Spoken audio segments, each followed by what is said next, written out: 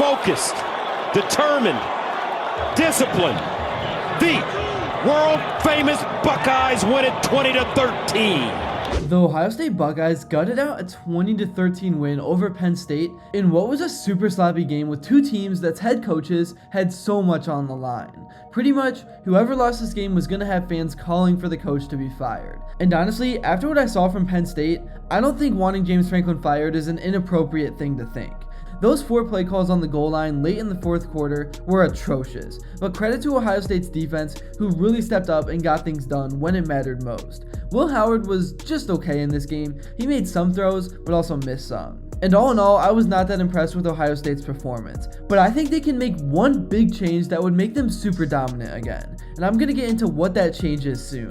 So make sure to stay tuned throughout this entire video. But before I begin, I would really appreciate it if you would drop a like and subscribe. It only takes 5 seconds, plus you can always change your mind. We are on the road to 40,000 subscribers, and with your support, I believe we can get there super fast. Alright, so starting off, talking more about Penn State and James Franklin, he's starting to look like that guy who always talks a big game but can't seal the deal. With this loss, he's now 1-13 against top 5 teams. That's rough. It's like he's got a mental block when it comes to these games. Sure, he keeps the program relevant, he definitely does that, but at what point do you need more than just being in the conversation?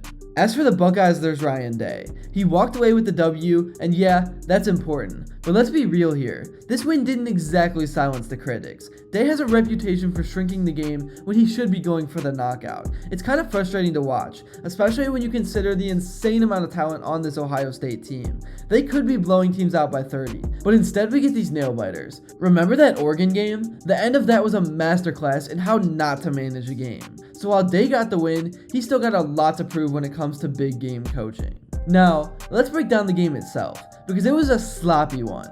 This game was messier than a toddler eating spaghetti. Ohio State dominated the first half in terms of play, but you wouldn't know it by looking at the scoreboard. It's like they were allergic to the end zone or something. They had chances to pull away, but kept letting Penn State hang around like that friend who doesn't get the hint that the party's over. The game started with a bang, and not in a good way for Ohio State. Will Howard decided to throw a pick 6 on one of the first plays of the game. Talk about gift wrapping points for Penn State. This set the tone for a weird first half where Penn State jumped out to a 10-0 lead, but it felt like they were just along for the ride while Ohio State beat themselves. Speaking of Will Howard, let's talk about his performance. It was a roller coaster. There were moments when he looked solid, in rhythm, and ready to lead this offense to greatness. But then there were other moments where you had to wonder if he'd forgotten which team he was playing for. That fumble near the goal line, that was brutal. It was kind of like watching someone trip at the finish line of a marathon or something. And then that pick 6, he stared down Jeremiah Smith for so long. It was so obvious. These mistakes kept Penn State in a game they had no business being in. But here's the thing about Howard. When he's on, this offense can score at will. He's got the playmaking ability. To me, he's a better version of Kyle McCord. And I'm not saying that as a backhanded compliment. He's still got a ways to go before he's truly elite. That missed wide open touchdown throw, that's the kind of play that separates the good from the great. If he can clean up those mental errors and improve his decision making, Ohio State's offense could be scary good as we look towards Michigan and the college football playoff. Now let's give some love to the real MVP of this game, the Ohio State defense. The guys on the line were absolute monsters out there in the second half. They made Drew Hour's life a living hell and turned Penn State's running game into crumbs. This defense is the reason Ohio State walked away with the win, plain and simple.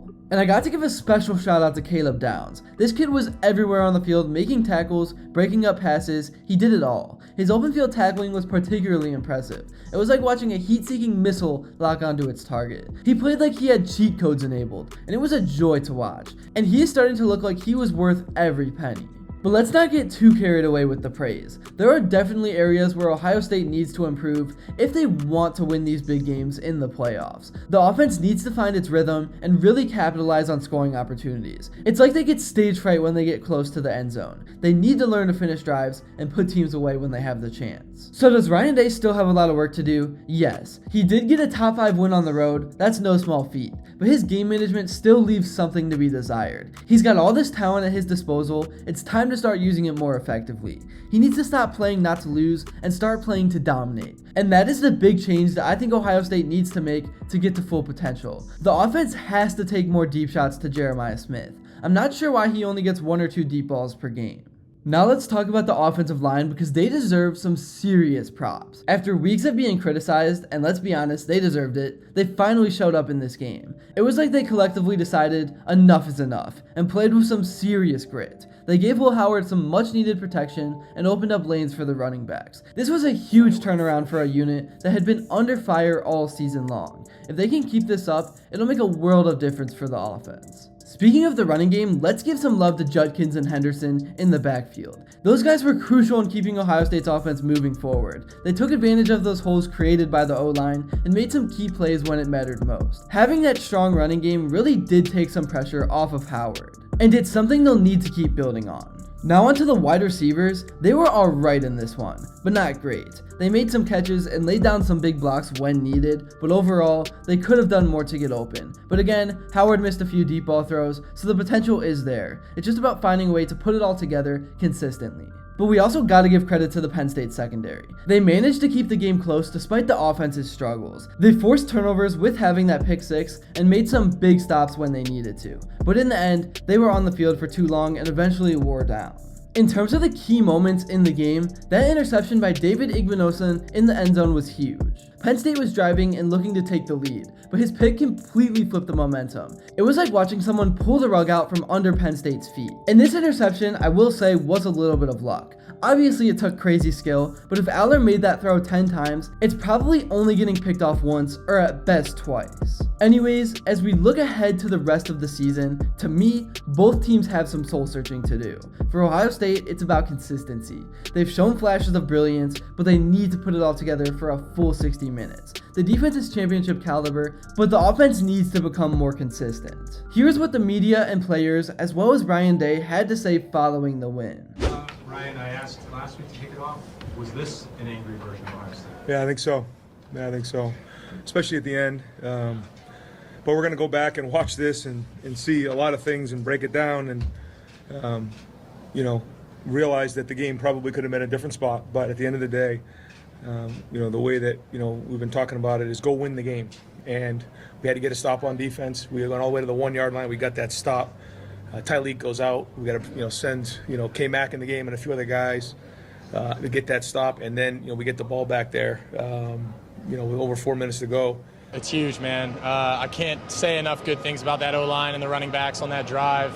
They willed us to win that game, and we talked about it. We were going to have to come out in the fourth quarter and will ourselves to win this game. And, I would love to go back and change a lot of the couple decisions I made, but you can't do that, man. You got to just come out and play the next series. And I thought we did an unbelievable job of that. And our defense getting that big stop, us taking the ball right down the field and holding the ball to win the game was huge.